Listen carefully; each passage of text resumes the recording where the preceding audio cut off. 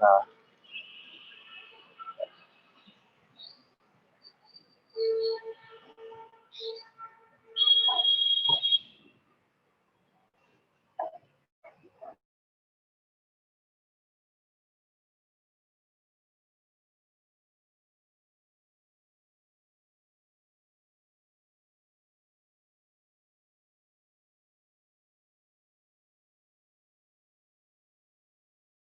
कितनी बजे से?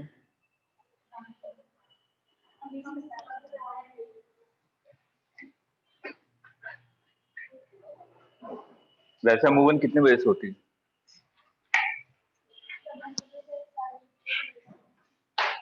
10 बजे स्टार्ट हो जाती है।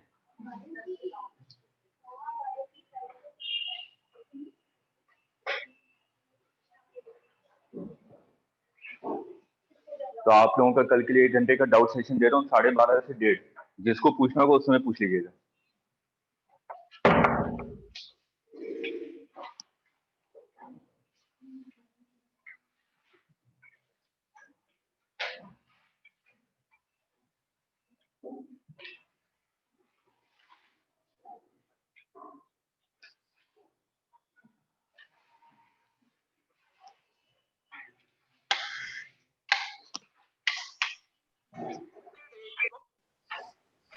Good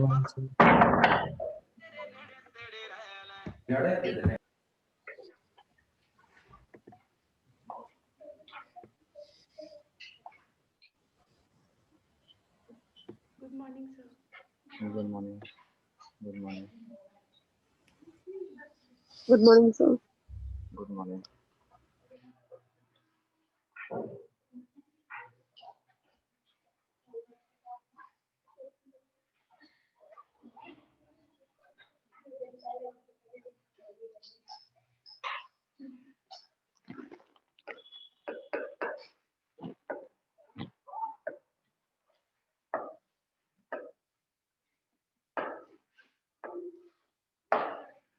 3 डॉट हैं, ये K है, 2K है और ये K/2। इसका टेम्परेचर 100 डिग्री सेल्सियस, ये टेम्परेचर 0 डिग्री सेल्सियस, ये temperature 40 degree Celsius. Find junction temperature. हर एक की लेंथ सेम है और क्रॉस सेक्शन एरिया सेम है।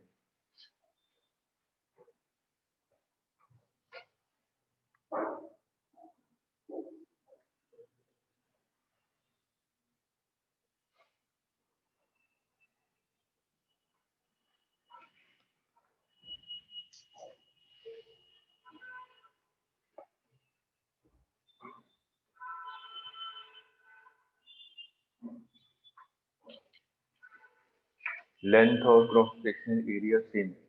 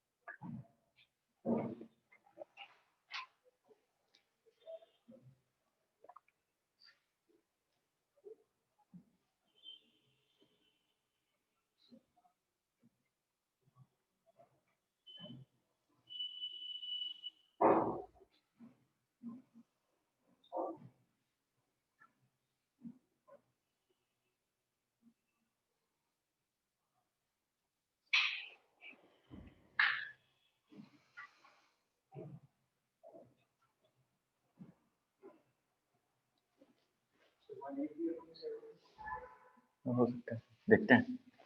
देखिए वही हम लोग जंक्शन लॉ लगाएंगे तो यहाँ पे आपका हीट करंट कितना होगा। मैं सबसे पहले R1 R2 R3 निकालू। अगर इसमें R1 निकालूं तो R1 इज इक्वल टू क्या हो जाएगा, L divided by K into A. R2 की वैल्यू कितनी हो जाएगी, L divided by 2K into A. R3 की वैल्यू L डिवाइडेड बाई मतलब 2L divided by K into A. जिसकी वैल्यू मिनिमम होगी उसको हम लोग R मान लेंगे। तो यहाँ पे किसकी वैल्यू मिनिमम है, R2 की। इसको आपने R मान लिया तो ये कितना हो जाएगा 2R, और ये वैल्यू कितनी हो जाएगी 4R। ठीक है। अब पहले वाले में current T minus 40 divided by resistance plus T minus 0 divided by resistance plus T minus 100 divided by resistance is equal to 0। R common होके कैंसिल हो गया, यहां से T की वैल्यू निकाल लीजिए।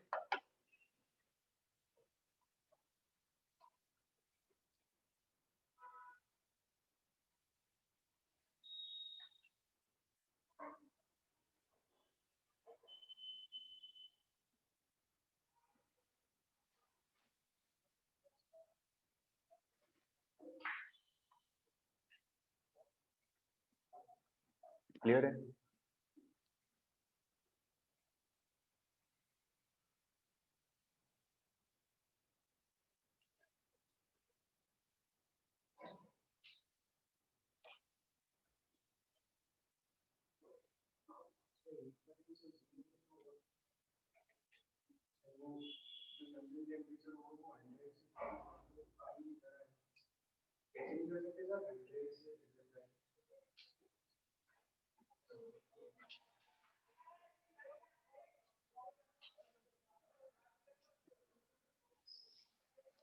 मैंने पहले ही बताया था कि जो जंक्शन है उसको हम लोग हायर टेम्परेचर पे मान लेंगे। ठीक है, वो अपना आप ही प्लस माइनस आ जाएगा, उसके लिए आपको टेंशन नहीं लेना है।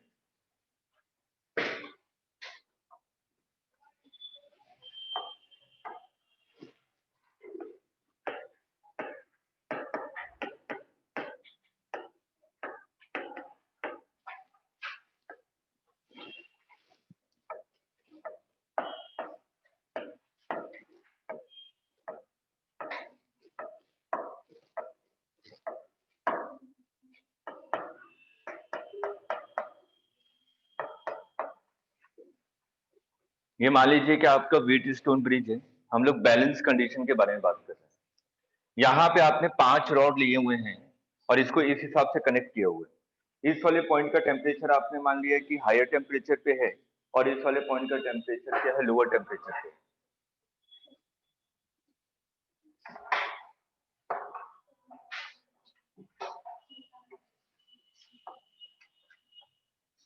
अगर ये बैलेंस व्हीट स्टोन ब्रिज है तो बैलेंस का मतलब क्या होता है कि इस पॉइंट का टेम्परेचर, इस पॉइंट का टेम्परेचर और इस पॉइंट का टेम्परेचर क्या है, सेम।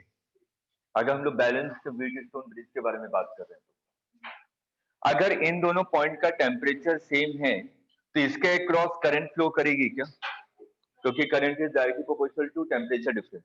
ठीक है, तो यहाँ पे करंट, हीट करंट की वैल्यू क्या होगी, 0। ये होता है बैलेंस्ड व्हीट स्टोन ब्रिज। मैं डेरिवेशन नहीं करवा रहा हूँ, इसका रेजिस्टेंस मान लीजिए R1 है, ये रेजिस्टेंस R2 है, ये R3 और ये R4।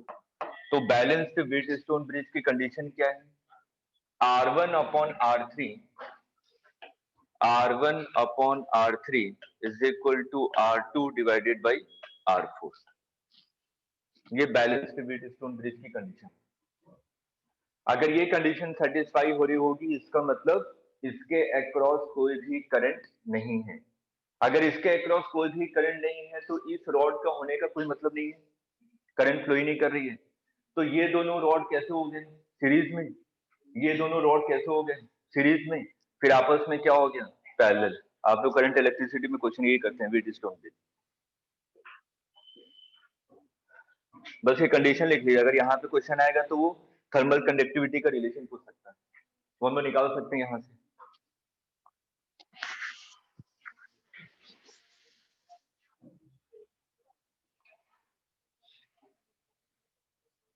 सर कल डाउट सेशन रख लो। कल कल कल बोला तो है फ्राइडे को। सर वो संडे को टेस्ट ना सर, मेरे को एनएलएम और वर्क एनर्जी पावर से भी डाउट है। ठीक है, कल। ओके।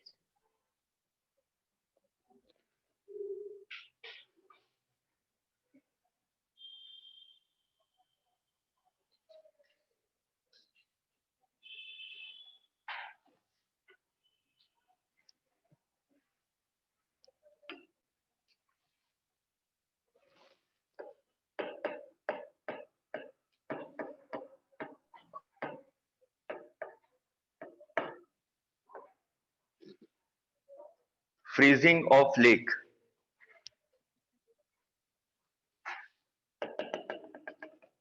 देखिए, इस पे क्वेश्चन एक दो बार पूछा गया, सिंपल डायरेक्ट रिलेशन पे क्वेश्चन आया है। ठीक है, मैंने कहा कि लेक है और एटमॉस्फेयर का टेम्परेचर आपका -T°C है, सराउंडिंग का टेम्परेचर। ठीक, अगर लेक को ये वाटर क्या करेगा, आपका आइस में कन्वर्ट होगा क्योंकि एटमॉस्फेरिक टेम्परेचर 0°C से कम है, फ्रीजिंग स्टार्ट हो जाएगी। ठीक, अगर फ्रीजिंग स्टार्ट हो रही है तो इसका टेम्परेचर क्या होना चाहिए लेक का? 0, क्योंकि 0°C पे कन्वर्जन होता है। तो यहां पे आपने कहा कि किसी टाइम टी पे वाई थिकनेस आइस बन चुका है, फ्रीजिंग स्टार्ट हो गई। मैंने कहा कि time is equal to t पे कितनी थिकनेस फॉर्म हो चुकी है, वाई, वाई थिकनेस फॉर्म हो चुकी है। ठीक, आपने कहा कि टी प्लस dt टाइम में छोटा सा आइस और फॉर्म हुआ, ये कितने टाइम पे है? टी प्लस dt टाइम पे। ठीक है, तो मेरे को यहां पे रिलेशन निकालना है टाइम और थिकनेस के बीच में, कि कितने टाइम में कितना थिकनेस फॉर्म होगा। सीधे ये क्वेश्चन है, डेरिवेशन मत सोचिए, क्वेश्चन है ये कि हम लोग यहाँ पे y as a function of time निकालें। Find y as a function of time, जो चीजें पढ़ी है उसी को बस अप्लाई करना है। Find y as a function of time.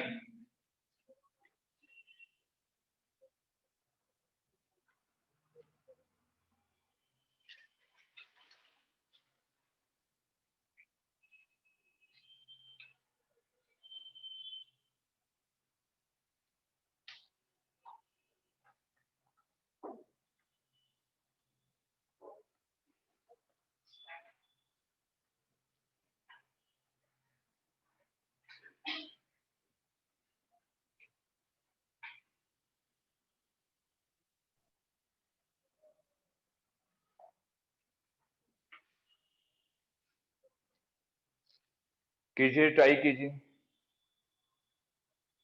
मैं देखिए हिंट दे रहा हूं, अगर यहां पर वाटर को आइस में कन्वर्ट होना है तो इसका टेम्परेचर 0°C पे होगा वाटर का, तभी आपका वो फेज चेंज करेगा आइस में। इतना आइस फॉर्म हो चुका है। अब अगर 0°C वाटर को आइस में कन्वर्ट होना है, इसका मतलब यहां से मेरे को हीट को विड्रॉ करना पड़ेगा। हीट विड्रॉ करूंगा तभी फ्रीजिंग स्टार्ट होगी। अगर हीट विड्रॉ कर रहा हूं तो हीट आपकी एटमॉस्फेयर में जाएगी, ऐसे जाएगा ना हीट।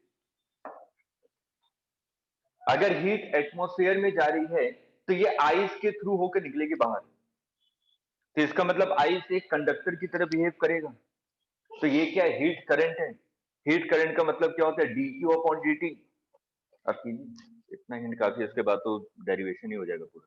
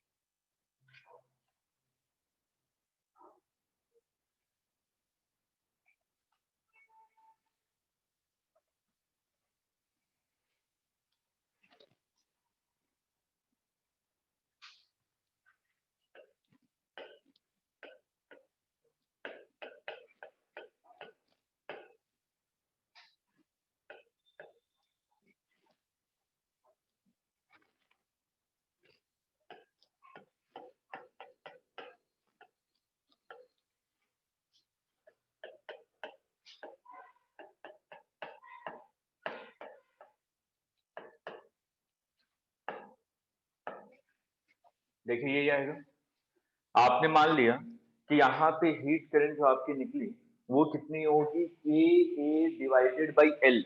एल क्या है, ये कंडक्टर की लेंथ, ठीक है, इसी इतनी लेंथ में तो करंट पास हो रही है, तो वाई, और टेम्परेचर डिफरेंस कितना है, टी डिग्री सेल्सियस, ठीक।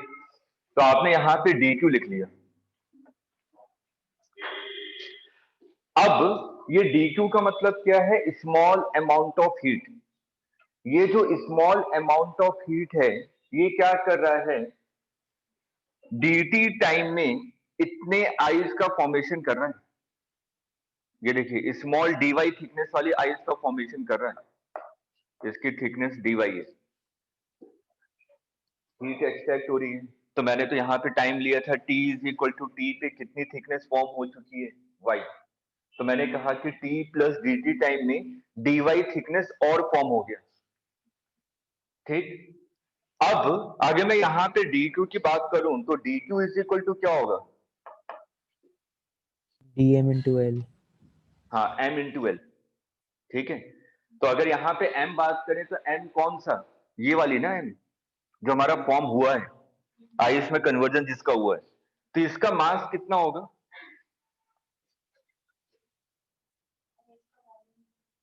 डेंसिटी पता है मेरे को, वॉल्यूम कितना होगा इसका, cross section area into thickness.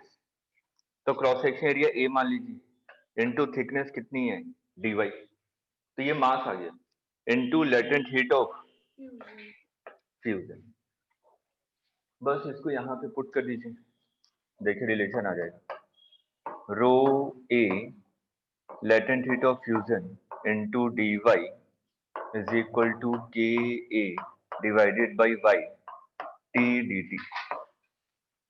तो A कैंसिल हो गया,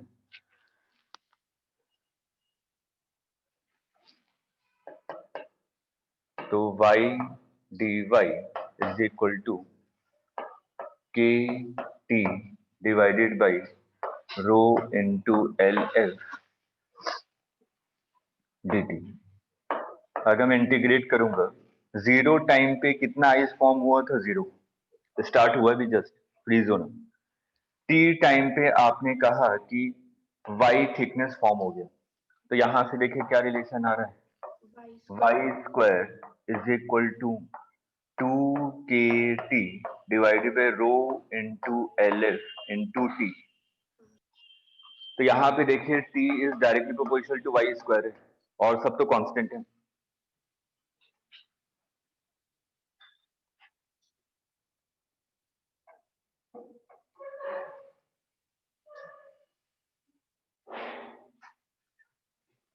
हो गया, लिख लिया, किसका इंतजार है,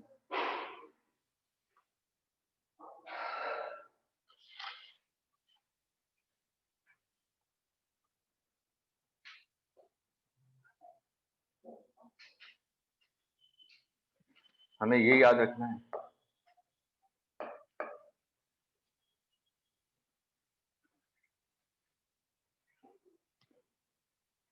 Time is directly proportional to thickness square।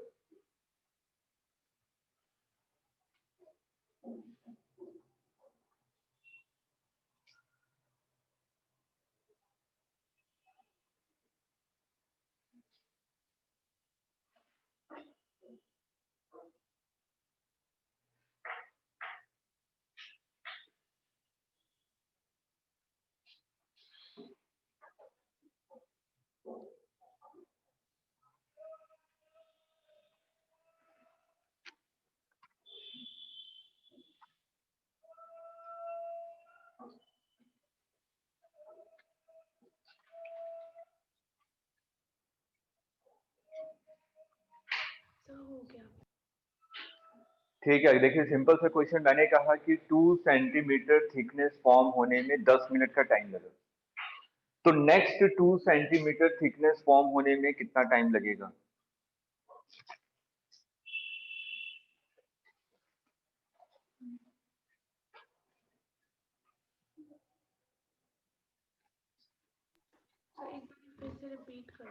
मैंने कहा कि आइस को 2 थिकनेस फॉर्म होने में 10 मिनट का टाइम लगा है, तो नेक्स्ट 2 सेंटीमीटर फॉर्म होने में कितना टाइम लगेगा?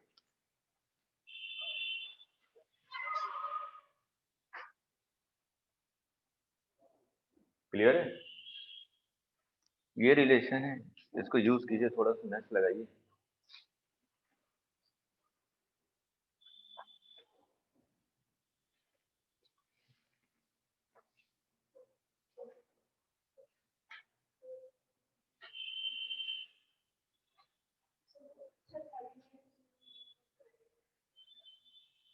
Sir 5 minutes.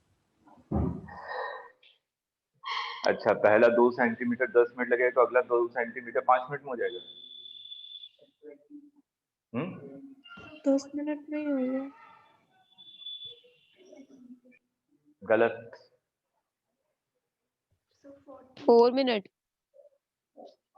टाइम कम कैसे हो जाएगा? टाइम तो कम हो ही नहीं सकता। नहीं,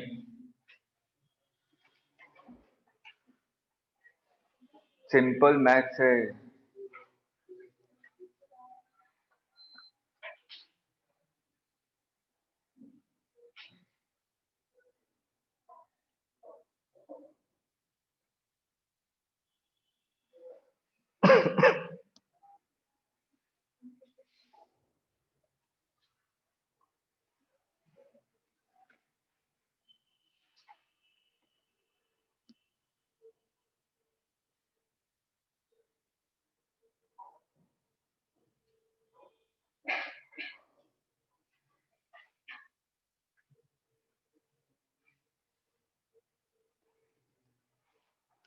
किसी का नहीं आया?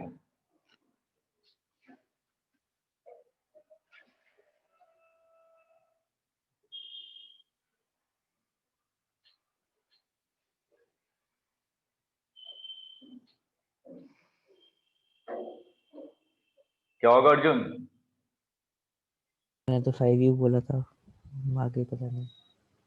अरे 5 कैसे होगा, ये बताइए कैसे होगा? मैंने t directly proportional to y square लिखा है, 5 कैसे आ जाएगा?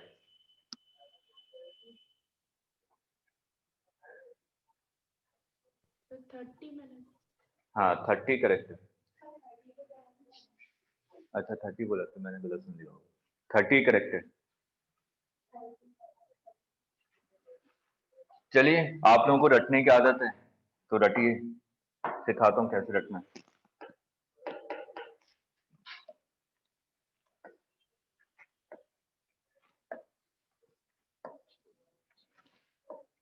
ये आपने मान लिया x thickness, x x x x thickness form होता जा रहा है आइस, ठीक है। मैंने मान लिया इस वाले में टाइम लग रहा है t1, ठीक। यहां से यहां तक फॉर्म होने में टाइम लग रहा है t2, यहां से यहां तक फॉर्म होने में टाइम लग रहा है t3, ठीक है। मैंने जो थिकनेस लिया था अभी जो उन्होंने निकाला था t is directly proportional to y square. y क्या था? सरफेस से थिकनेस थी, ठीक है, कि कितना आइस फॉर्म हो चुका है, ठीक। तो अगर हम लोग यहाँ पे t1 लिखें तो t1 is directly proportional to x square. अगर मैं लिखूं t2 तो आप लोग लिखेंगे t2 is directly proportional to 2x का whole square. t3 is directly proportional to 3x का होल स्क्वायर। अगर a प्रोपोर्शनल टू b है इसका मतलब a1 upon a2 is equal to b1 upon b2। तो यहां पे देखिए t1 upon t2 is equal to x square divided by 4x square. तो मेरे को यहाँ पे t2 मिल गया। t1 को मान लीजिए ये टाइम t है, t1 टाइम कितना है t, तो t2 इज इक्वल टू कितना हो जाएगा 4t। उसी तरीके से t1 divided by t3 is equal to 1 divided by 9। तो ये कितना हो जाएगा? t3 will be equal to 90।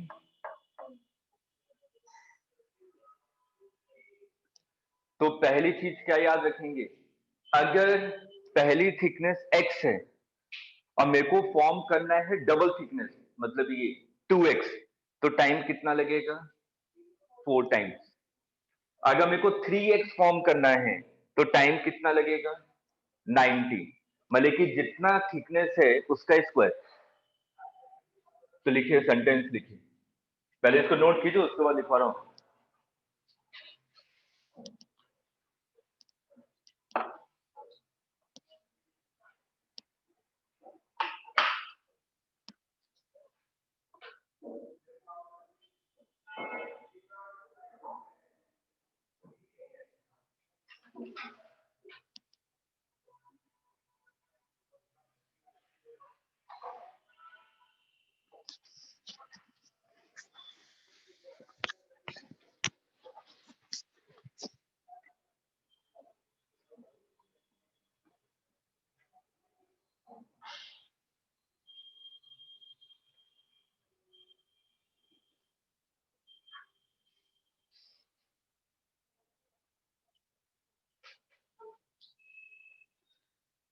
लिखिए, time taken to double the thickness, to double and triple the thickness, time taken to double and triple the thickness will be in the ratio 1:4:9:16 and so on. 1:4:9:16 so on. अगर हमारी thickness double, triple, 4 times ऐसे होती जा रही है तो हमारा square होता जाएगा, ठीक है, रेशियो 1:4:9:16, 1 का स्क्वायर, 2 का स्क्वायर, 3 का स्क्वायर, 4 का स्क्वायर, 5 का स्क्वायर, ऐसे ही चलता जाएगा, ठीक। सेकंड क्वेश्चन जो अभी मैंने आप लोगों से पूछा था, मैंने कहा था कि एक्स फॉर्मेशन होने में टी टाइम लगा, तो नेक्स्ट एक्स फॉर्मेशन होने में कितना टाइम लगेगा, यही क्वेश्चन था ना, ठीक है। तो मेरा जो नेक्स्ट टाइम लगेगा वो कितना है? T2 minus T1। तो T2 माइनस T1 करूंगा, 4T minus T, 3T। Next x formation होने में कितना टाइम लगेगा? T3 minus T2, 90 minus 4T, 5T। लिखिए पहले इसको।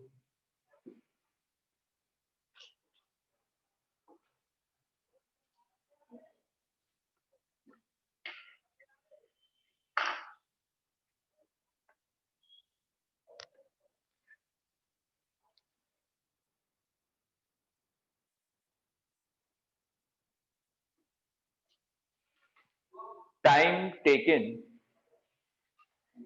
to change the thickness, time taken to change the thickness from 0 to x, x to 2x, 2x to 3x is in the ratio 1:3:5:7 so on। Odd ratio में होगा 1:3:5 so on।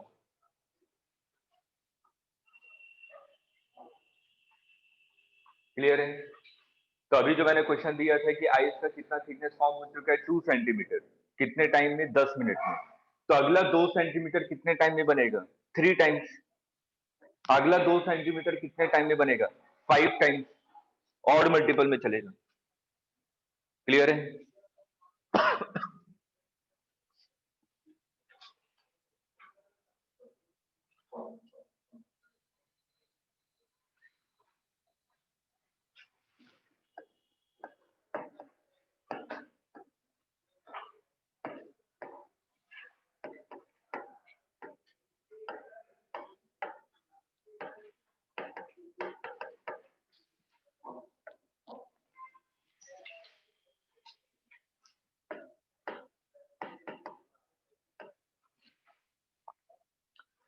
अब देखिए, question आता है आपका इक्विवेलेंट थर्मल कंडक्टिविटी निकालने के लिए, ठीक।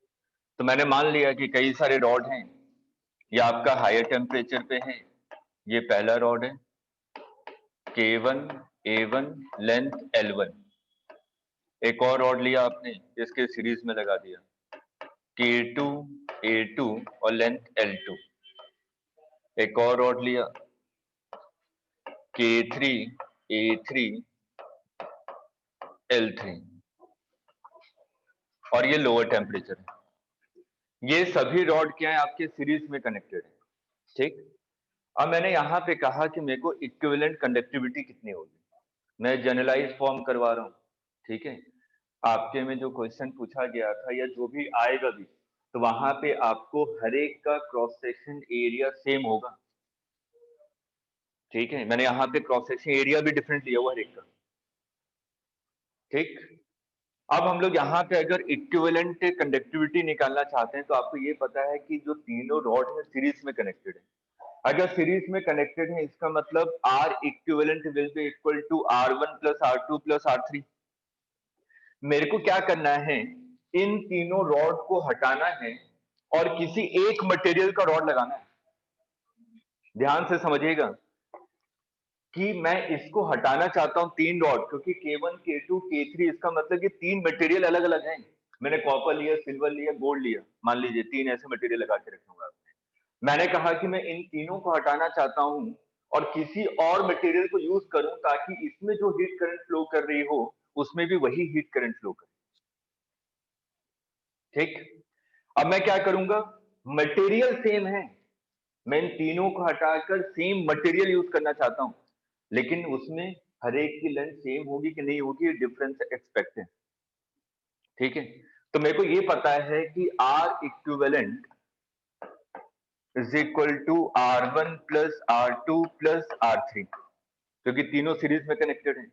R को हम लोग क्या लिखते हैं, L अपॉन के ए, तो आपने लिखा है L1 upon K1 into A1 plus L2 upon K2 into A2 plus L3 upon K3 into A3। इसको रिप्लेस करना है किसी सिंगल मटेरियल से, सिंगल मटेरियल से रिप्लेस करना है, इसका मतलब L1 divided by K equivalent into A1, L2 divided by K equivalent into A2, L3 divided by K equivalent into A3। खत्म क्वेश्चन। जनरलाइज फॉर्म है, जितने क्वेश्चन है सभी क्वेश्चन इस फॉर्मूले से हो जाएंगे।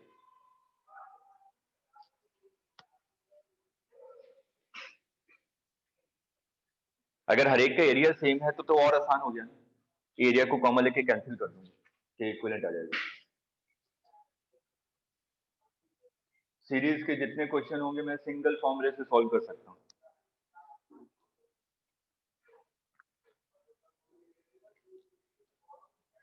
तो आप लोगों की शीट है एक्सरसाइज में, उसमें 3-4 क्वेश्चन दिए हुए हैं K इक्विवेलेंट के, वहां पे एरिया सेम है, देख लीजिएगा, आसानी से सॉल्व हो जाएगा। और लेंथ भी सेम दिया हुआ है, और आसान हो गया, ये भी कॉमन होके कैंसिल हो गया। क्लियर है?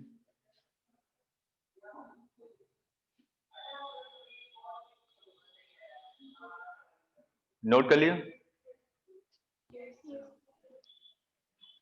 पैरेलल,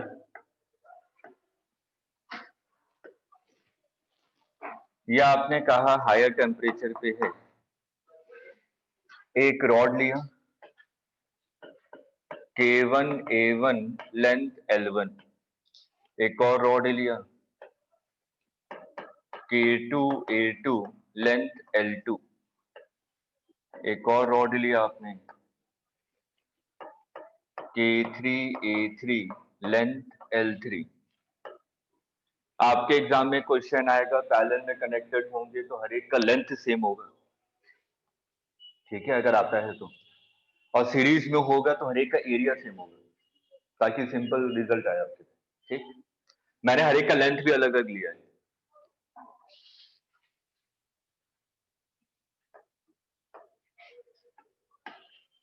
ये ऐसे कनेक्टेड हो सकते हैं ना, ये लोअर टेम्परेचर, मैंने 3 रॉड पैरेलली कनेक्ट करके रखा हुआ है 2 टेम्परेचर डिफरेंस के बीच में। मेरे से पूछा है कि फाइंड के इक्विवेलेंट। यहाँ पे आपको पता है कि जो तीनों रेजिस्टेंस हैं वो पैरेलल में, अगर तीनों रेजिस्टेंस पैरेलल में है इसका मतलब 1/R equivalent is equal to 1/R1 plus 1/R2 plus 1/R3।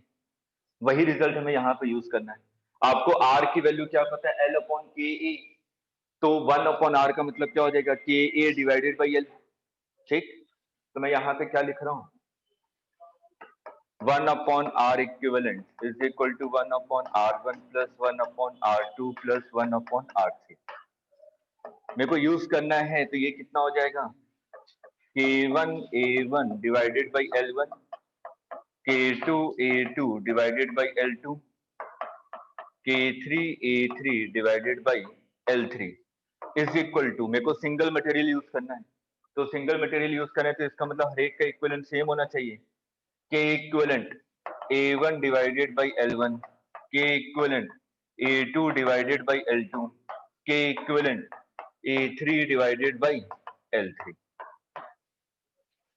आपके में जो क्वेश्चन मिलेगा वहां पे L1 L2 L3 सभी की लेंथ सेम होगी, तो ये कॉमन होके कैंसिल हो जाएगा। अगर एरिया भी सेम दिया तो और आसान होगा।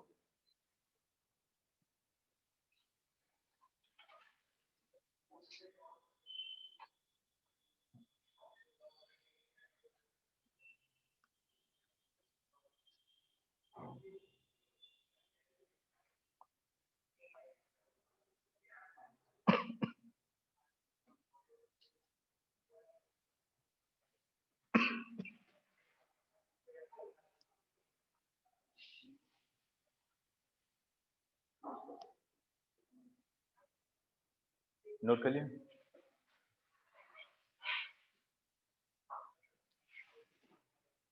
Next topic, Kirchhoff's law.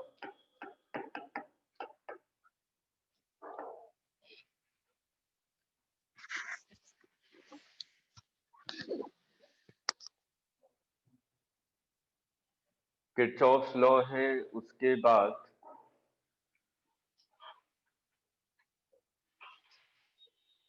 Emissive power, wins displacement law, spectral emissive power, उसके बाद हम लोग आएंगे स्टीफेंस लॉ पे, फिर आएंगे न्यूटन्स लॉ ऑफ कूलिंग पे, तब जाके ये चैप्टर खत्म होगा। अभी 3 लेक्चर और लगेंगे, ठीक है।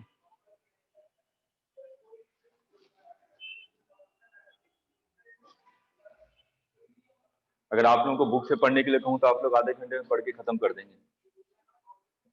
क्योंकि 2 ही पेज में दिया हुआ है पूरा का पूरा।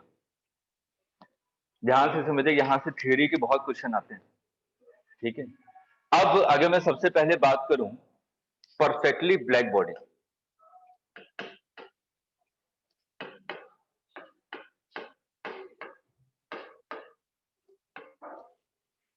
परफेक्टली ब्लैक बॉडी का मतलब क्या हुआ,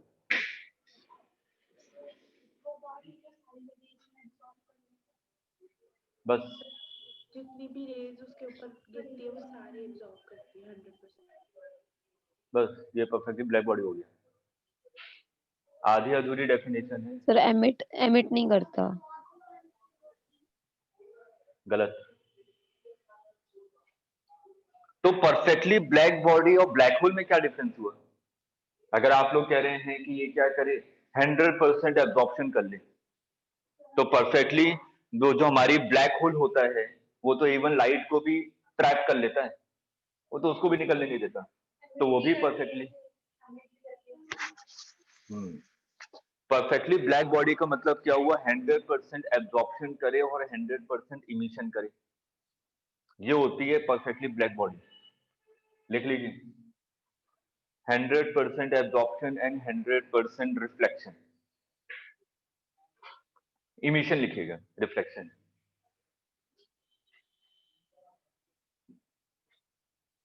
परफेक्टली ब्लैक बॉडी का मतलब क्या हुआ, 100% एब्जॉर्प्शन करे और 100% इमिशन करे। जितनी एनर्जी उसने एब्जॉर्ब की पूरी एनर्जी वो ट्रांसमिट कर दे, एमिट कर दे, ठीक, उसको हम लोग परफेक्टली ब्लैक बॉडी कहते हैं। और ब्लैक होल का मतलब क्या होता है, वो इवन लाइट को भी क्या कर लेता है, एब्जॉर्ब, मतलब कि ट्रैप कर लेता है अपने अंदर, ठीक है, लाइट को भी अपने अंदर से क्रॉस नहीं होने देता। लिख लीजिए, थ्योरी में एक बार ये पूछा गया था और एम्स ने पूछा था।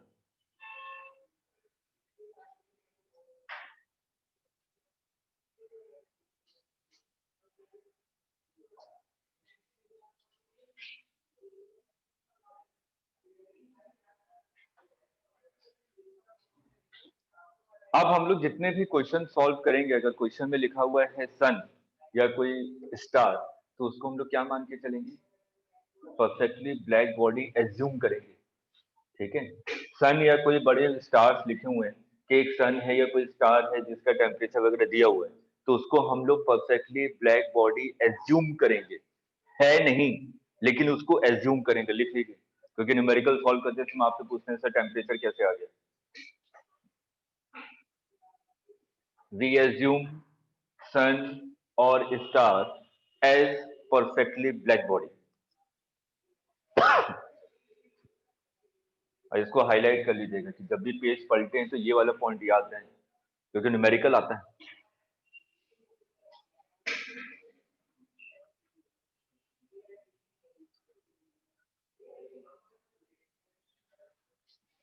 क्लियर है? अब हम लोग डिफाइन करते हैं कि मैंने कहा कि कोई सा भी सरफेस है उस पे इंसिडेंट लाइट फॉल कर रही है, कोई रेज है जो कि इस पे फॉल कर रहा है, ये इंसिडेंट लाइट है, इंसिडेंट रेज। तो अगर रेज इस पे फॉल करेंगी तो ये सरफेस जो है ये क्या करेगा? एब्जॉर्प्शन भी करेगा, रिफ्लेक्शन भी करेगा और ट्रांसमिशन भी करेगा। तीनों चीजें होती हैं, ठीक। लेकिन जिसका परसेंटेज ज्यादा होता है हम लोग उसको डोमिनेटिंग मानते हुए उस चीज के बारे में पढ़ते हैं। जैसे आप लोग कहें मिरर, मिरर में हम लोग रिफ्लेक्शन के बारे में पढ़ते हैं, ठीक। अगर प्रिज्म, उसमें हम लोग ट्रांसमिशन के बारे में पढ़ते हैं, ट्रांसमिशन मतलब रिफ्रैक्शन, ठीक है, एक मीडियम से दूसरे मीडियम में चली जाती है लाइट, ठीक। उसके बाद जब हम लोग आगे जाएंगे मॉडर्न फिजिक्स में, तो वहां पे एक छोटा सा पार्ट आता है कि लाइट फॉल करी, चलिए उसको बाद में डिस्कस करेंगे। तो वहां पे हम लोग एब्जॉर्प्शन के बारे में भी पढ़ते हैं, ठीक है। तो अगर किसी भी सरफेस पे इंसिडेंट रेज गिर रही है तो तीनों चीजें होती हैं, लिए अलग एक्सपेक्ट है कि किसका परसेंटेज ज्यादा है। अगर मैं मिरर के बारे में बात करूं तो मिरर में क्या होता है कि 99.99999 टाइम्स 9 परसेंटेज क्या है? रिफ्लेक्शन का है। एब्जॉर्प्शन और ट्रांसमिशन 0.00000 टाइम्स 1, ठीक है। तो इतना कम, मतलब कि है, एब्जॉर्प्शन भी है और आपका ट्रांसमिशन भी है, लेकिन उसका परसेंटेज बहुत छोटा है, लगभग नेग्लिजिबल है। इसलिए हम लोग वहां पे लॉ ऑफ रिफ्लेक्शन के बारे में डिस्कस करते हैं, ठीक है। मिरर में हम लोग कभी नहीं कहते कि लाइट आपकी ट्रांसमिट करके हो रही है, लेकिन ना के बराबर हो रही है, ठीक। तो अगर कोई से भी इंसिडेंट रेज किसी भी सरफेस पे गिरेंगी तो तीन चीजें होती हैं। अब अगर तीन चीजें हो रही हैं तो मैंने कहा कि 100 जूल एनर्जी फॉल किया, अगर 100 जूल एनर्जी फॉल किया, मैंने कहा कि 20 जूल एनर्जी एब्जॉर्ब हो गया, ठीक है। तो हम लोग यहाँ पे डिफाइन करते हैं absorptivity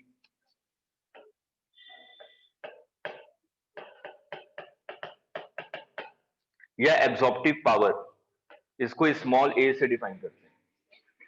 small a is equal to energy absorbed divided by incident energy. उसी तरीके से रिफ्लेक्टिविटी या इमिसिविटी, इसको स्मॉल ई से, ट्रांसमिटिविटी इसको स्मॉल टी से, सेम तरीका वही कि कितनी एनर्जी एब्जॉर्ब हो रही है डिवाइडेड बाय इंसिडेंट एनर्जी, कितनी एनर्जी रिफ्लेक्ट हो रही है डिवाइडेड बाय इंसिडेंट एनर्जी, कितनी एनर्जी ट्रांसमिट हो रही है डिवाइडेड बाय इंसिडेंट एनर्जी, ठीक है। तीनों का समेशन किसके इक्वल होना चाहिए? 1, क्योंकि मैक्सिमम 100% होता है, ठीक है। तो तीनों का समेशन किसके इक्वल होना चाहिए? 100%, दैट मीन्स 1। क्लियर है?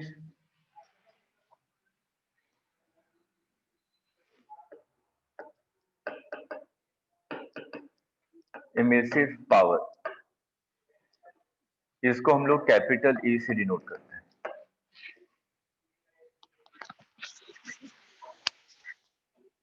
देखिए किरचॉफ लॉ की बस एक लाइन की स्टेटमेंट है, ज्यादातर यही करते हैं, a good absorber is a good emitter, खत्म, किरचॉफ लॉ खत्म, सेकंड टॉपिक। अभी मेरे को समझाने में आधा घंटा लगेगा, इसलिए ये सब चीजें बता रहा हूं। इमिसिव पावर को कैसे डिफाइन किया गया? यूनिवर्स में जितने भी बॉडीज हैं, सभी बॉडीज अपने सरफेस टेम्परेचर के कारण रेडिएशन कर रहे हैं। हर एक बॉडी रेडिएशन करती है, यूनिवर्स में जितने भी बॉडीज हैं। ये रेडिएशन होता है हर एक बॉडी से, ठीक? तो ये रेडिएशन आपका हो रहा है, हर एक बॉडी रेडिएट करती है, ठीक है? किसी में रेडिएशन ज्यादा है, किसी में रेडिएशन कम है। तो यहां पे हम लोग इमिसिव पावर को कैसे डिफाइन करते हैं? Energy radiated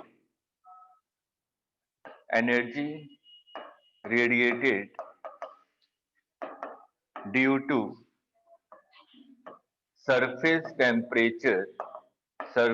temperature per unit area per unit time is known as emissive power.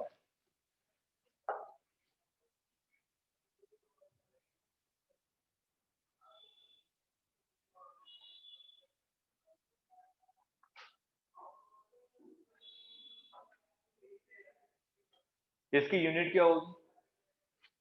Energy पर unit time, that means power, मतलब कि वॉट और एरिया। तो यहां पे इसकी यूनिट क्या हो जाएगी? वॉट पर मीटर स्क्वायर।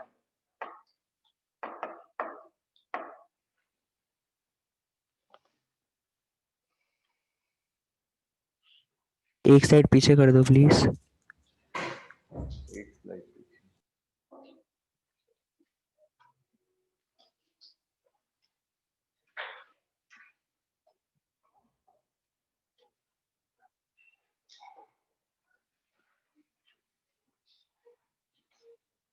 वैसे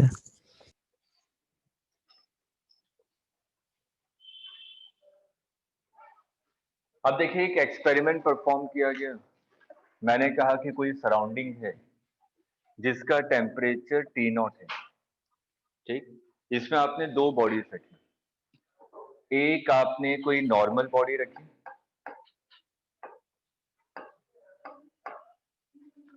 और एक आपने ब्लैक बॉडी रखी।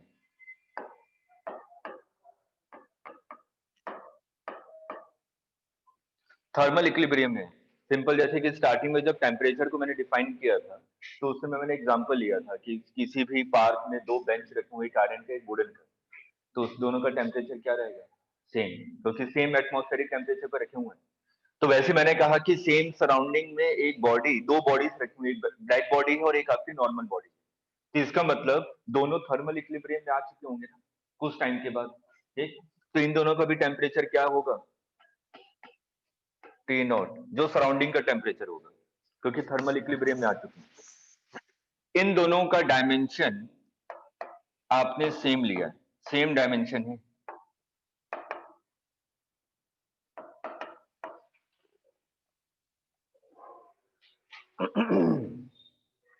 ये नॉर्मल बॉडी है तो इसकी एब्जॉर्प्टिविटी आपने A मान ली। अगर ये परफेक्टली ब्लैक बॉडी है तो इसकी एब्जॉर्प्टिविटी कितनी होगी? 100% एब्जॉर्ब करेगा, तो इसकी एब्जॉर्प्टिविटी कितनी हो जाएगी? 1, ठीक? हम लोग t is equal to 1 second के बारे में बात कर रहे हैं। जो भी एनालिसिस कर रहे हैं 1 सेकेंड के लिए एनालिसिस कर रहे हैं। इसको नोट कीजिए, फिर पहला पॉइंट लिखिए।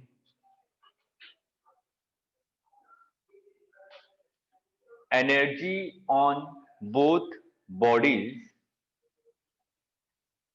Energy on both bodies is same, true और फॉल्स? दोनों बॉडीज पे जो एनर्जी फॉल कर रही है सराउंडिंग के कारण, क्या वो सेम है? Yes, sir. क्यों? Dimensions भी same रहेंगे. डायमेंशन भी सेम है। अगर डायमेंशन अलग अलग होता तो दोनों का एनर्जी फॉल अलग अलग होता, ठीक है? तो लिख लीजिए true. Energy falling on both bodies is same, true. Second point,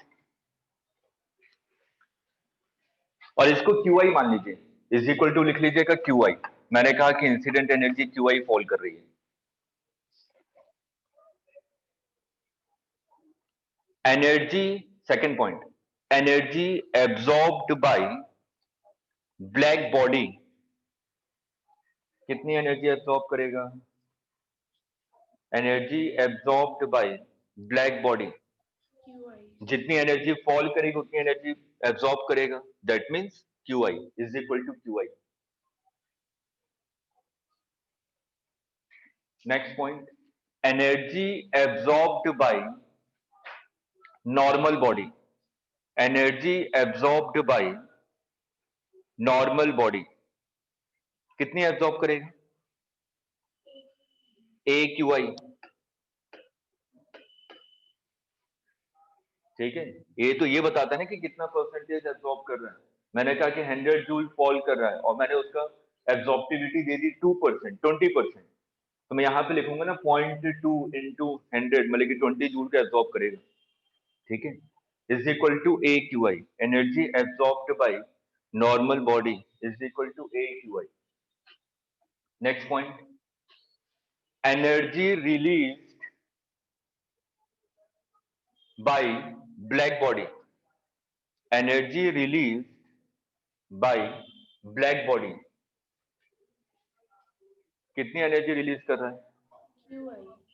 जितनी एब्जॉर्ब करेगा उतनी रिलीज करेगा, लिख लीजिए is equal to QI। Energy released by normal body EQI. AQI। क्यों?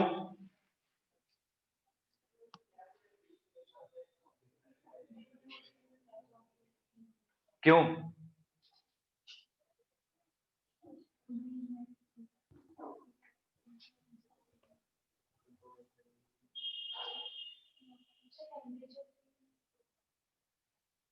कौन सा टेम्परेचर? क्योंकि थर्मल इक्विलिब्रियम में है, ये सराउंडिंग के साथ थर्मल इक्विलिब्रियम में है। आपने कहा कि इसने 100 जूल एनर्जी एब्जॉर्ब की, अगर ये सिर्फ और सिर्फ 20 जूल को एमिट करता तो 80 जूल तो इसने यूटिलाइज कर लिया ना। अगर 80 जूल यूटिलाइज करता इसका टेम्परेचर T0 नहीं होता, बढ़ जाता। ठीक है, ये थर्मल इक्विलिब्रियम में है सराउंडिंग के साथ, इसलिए जितनी एनर्जी एब्जॉर्ब करेगा उतनी ही एनर्जी एमिट भी करेगा, रिलीज भी करेगा। तो लिख लीजिए energy released by normal body is equal to A into QI। Reason mention कीजिएगा क्यों? Because it is in thermal equilibrium with surrounding.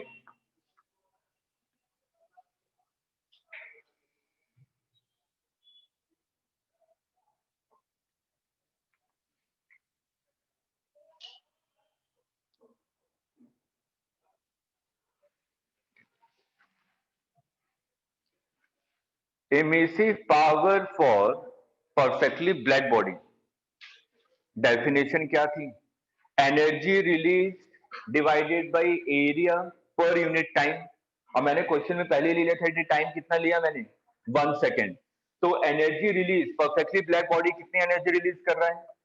QI, और एरिया मैंने A मान लिया। ठीक है, T की वैल्यू 1 है। नॉर्मल बॉडी के लिए AQI डिवाइडेड बाई A, इतनी एनर्जी रिलीज कर रहा था ना, दोनों को डिवाइड कर दीजिए, E डिवाइडेड बाई EB। ये देखिए वैल्यू कितनी आ रही है, A, तो E upon A is equal to EB।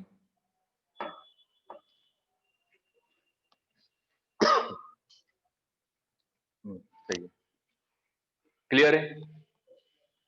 अब ये बताइए, ये जो EB है ये कांस्टेंट रहेगा कि वेरिएबल?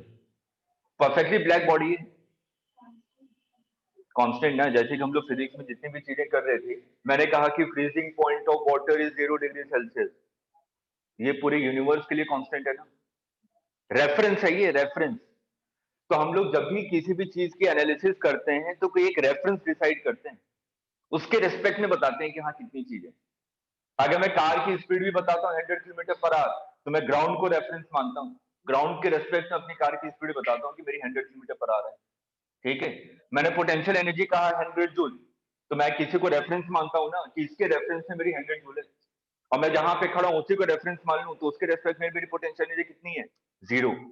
तो फिजिक्स में हम लोग जितनी भी चीजें एनालिसिस करते हैं हमेशा किसी ना किसी रेफरेंस के रेस्पेक्ट में करते हैं, किसके रेस्पेक्ट में, ये है मेरा। तो यहाँ पे आपने कहा कि अगर परफेक्टली ब्लैक बॉडी, हम लोग थोड़ा सा लॉजिकली सोचें, परफेक्टली ब्लैक बॉडी इसका मतलब आइडियल है वो, ठीक है, कोई भी चीज परफेक्ट होती नहीं है ना, तो हम लोग एज्यूम कर रहे हैं कि कोई एक परफेक्टली ब्लैक बॉडी है, ठीक। तो परफेक्टली ब्लैक बॉडी है तो उसके लिए तो एमिसिव पावर तो कांस्टेंट होगी ना, वो तो चेंज नहीं होने वाली। और जो एमिसिव पावर होगी वो किस पे डिपेंड कर रही है, सरफेस टेम्परेचर पे, और सरफेस टेम्परेचर किस पे डिपेंड कर रहा है, सराउंडिंग टेम्परेचर पे, कि मैं कहां पे रख रहा हूं उस बॉडी को। तो मैंने यहां पे क्या कहा, अब मैं इसको थोड़ा सा जनरलाइज कर रहा हूं।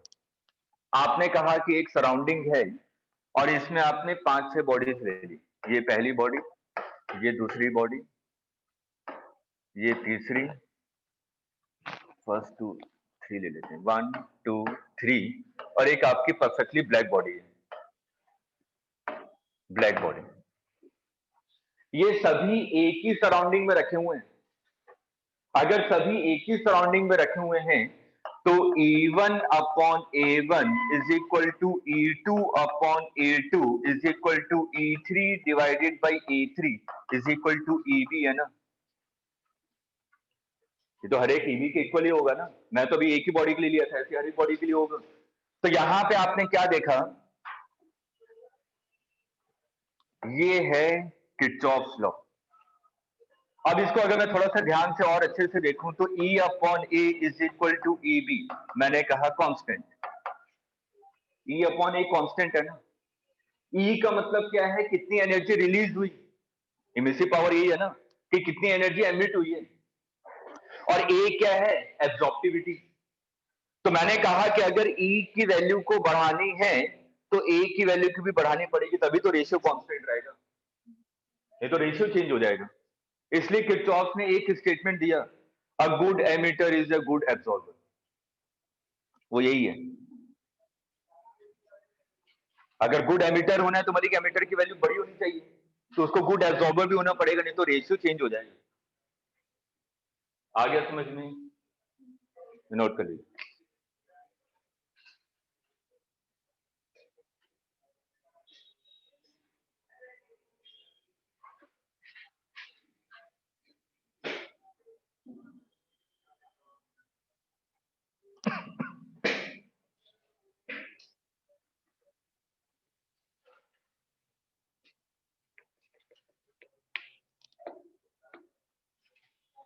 ठीक है, ये तो पहली स्टेटमेंट थी।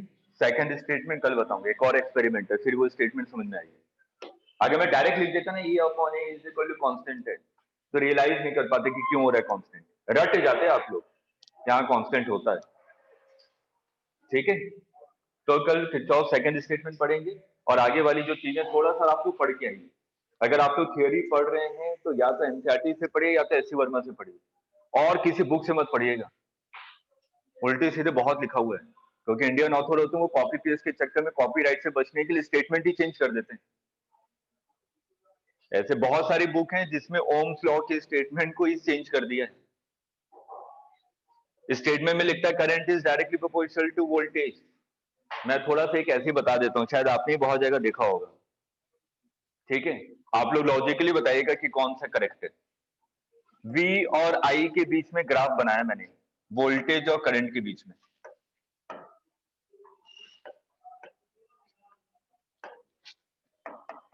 कैसा ग्राफ बनता है जो ओम्स लॉ को फॉलो करता है, स्ट्रेट लाइन ना, स्ट्रेट लाइन। कौन सा करेक्ट है, सेकंड। सेकंड सेकंड वाला। फर्स्ट वाला करेक्ट है, ये इनकरेक्ट है।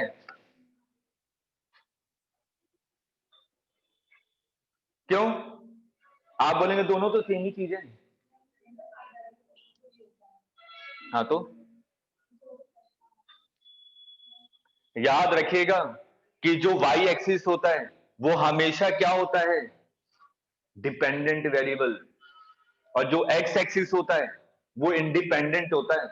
इसलिए जब भी हम लोग ग्राफ बनाते हैं तो याद कीजिए, अगर मेरे को वेलोसिटी और टाइम के बीच में ग्राफ बनाना है तो मैंने वेलोसिटी और टाइम यहीं पे लिया। मैंने कभी ऐसा नहीं किया कि टाइम को यहां ले लूं, वेलोसिटी को यहां ले लूं। जो भी एक्स एक्सिस के अलाउंग जो भी वेरिएबल होगा वो इंडिपेंडेंट होगा, टाइम किसी पे डिपेंड नहीं करता। ठीक है, अगर किसी भी बुक को अगर आपको देखना है ना कि कौन सी बुक अच्छी है, तो ज्यादातर जितने भी टीचर्स होते हैं पहले तुरंत ग्राफ को देखते हैं। वो 8-10 ग्राफ को देखेंगे, उसी से पता चलेगा कि हाँ बुक कहीं से कॉपी पेस्ट किया कि उसने खुद से लिखा है। ठीक है, और इंडियन ऑथर इन सब चीजों से बचने के लिए चेंज कर देता वो। ऐसे बहुत सारी बुक में ये मिलता है, ओम्स लॉ की स्टेटमेंट, उसके बाद ये ग्राफ, और आप लोग भी कहते हैं बिल्कुल सही है। एनसीईआरटी में हमेशा ये मिलेगा। चलिए, तो थोड़ा सा Kirchhoff's law, Stephen's law, Newton's law of cooling आज थोड़ा सा पढ़िएगा उसको, ताकि कल मैं उसको थोड़ा डिटेल में जाऊं तो आपको चीजें रियलाइज हो कि हाँ ऐसे होती है। ठीक है, thank you sir. Okay, thank you welcome sir. Welcome.